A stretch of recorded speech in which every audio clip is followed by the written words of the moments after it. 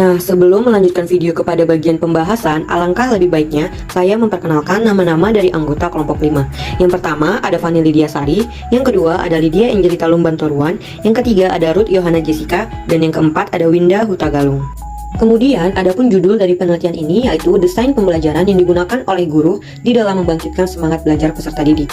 Nah, teman-teman juga harus perlu tahu nih, waktu penelitian ini dilakukan pada hari Sabtu, tepatnya pada tanggal 26 Maret 2022, dengan menggunakan bantuan chat melalui aplikasi WhatsApp. Dalam penelitian ini juga, metode penelitian yang digunakan ialah metode kualitatif, yang dimana penelitian ini mengolah data dengan deskriptif, misalnya dari transkrip wawancara, catatan lapangan, gambar, foto, rekaman video, dan lain sebagainya.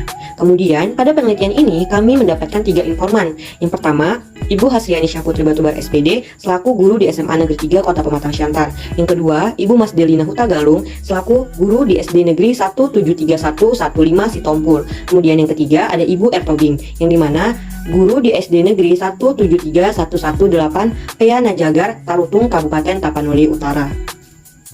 Nah, setelah kami selesai melakukan sesi tanya jawab dari salah seorang guru yang sudah menjadi informan kami dapat menyimpulkan bahwa pengajar atau guru harus kreatif dan inovatif. Contoh dari kreatif dan inovatif seperti guru haruslah selalu memiliki ide yang lebih fresh di dalam pembelajaran pada setiap materi yang akan diajarkan. Pengajar juga perlu untuk melatih kekreativitas di dalam bentuk game sehingga para peserta didik tidak merasa jenuh ataupun bosan pada saat pembelajaran. Nah, itu salah satu ide yang baik di mana kita dapat melakukan dan menerapkan desain pembelajaran pada saat pembelajaran sedang berlangsung di dalam kelas. Selanjutnya yang kedua, kami menyimpulkan bahwa pengajar atau guru harus aktif dalam memberi pembelajaran, seperti contohnya, guru tersebut harus mampu membantu peserta didiknya jika mendapatkan kesulitan, dan juga membuka forum diskusi agar mampu memberi pemahaman terhadap peserta didik yang kurang paham. Jika kita lihat, desain pembelajaran yang telah dibuat serta dilakukan oleh para pengajar atau para guru di beberapa sekolah dengan tujuan untuk membangkitkan semangat belajar peserta didiknya, ternyata tidak selalu mendapatkan respon yang baik dari para peserta didiknya. Maka dari itu, ada pun beberapa ide serta solusi yang dapat peneliti sampaikan dengan tujuan untuk mengurangi serta mengatasi terjadinya permasalahan tersebut, yaitu sebagai berikut. Ada beberapa kendala yang harus dihadapi pada saat desain pembelajaran diterapkan, dan ada beberapa ide serta solusi dari beberapa kendala tersebut. Kendala yang pertama adalah kurangnya respon peserta didik di dalam pengerjaan tugas dengan poin-poin yang sudah diterapkan, sehingga tugas yang diterima kurang maksimal dan juga peserta didik kurang cermat di dalam pengulangan serta penguasaan materinya.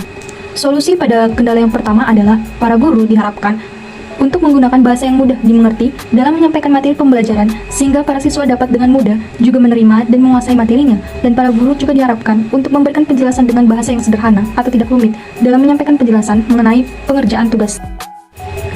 Untuk kendala yang kedua adalah terdapat pada hal materi dan kemampuan siswanya. Guru kewalahan mencari trik untuk mengajari peserta didiknya. Solusi dari kendala yang kedua ini yaitu mengajak para peserta didik untuk saling bekerja sama di dalam melakukan proses pembelajaran, menciptakan suasana belajar yang menyenangkan dan nyaman agar siswa juga semangat dalam mengikuti pembelajaran, membuat siswa lebih aktif di kelas dengan cara menanyakan pendapat peserta didik, jawaban atas pertanyaan, tanggapan, dan juga hal-hal lain yang dapat menghasilkan interaksi antara guru dan juga peserta didiknya. Dan untuk kendala yang ketiga yaitu ketika mengajar di kelas, siswanya memperhatikan, namun ketika ditanya balik, siswanya hanya diam saja. Dan untuk kendala yang pembagian kelompok, yaitu misalnya ketika guru sudah membagi kelompok diskusi, salah satu siswanya tidak suka di dalam pembagian kelompok tersebut.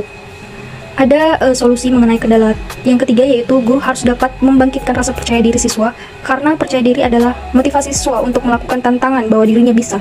Sesekali guru harus bisa memberikan hiburan atau candaan kepada siswanya agar tidak selalu merasa dalam situasi tegang atau menakutkan. Untuk solusi pada kendala membagi kelompok yaitu membuat pembagian kelompok yang menyenangkan, seperti memotong karton warna dengan jumlah yang sesuai dengan jumlah siswanya.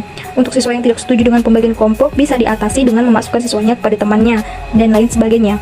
Solusi maupun ide yang tim kami dapat yaitu ada 4. Yang pertama, mengidentifikasi serta menetapkan tingkah laku dan kepribadian anak didik sebagaimana yang diharapkan sesuai tuntutan dan perubahan zaman.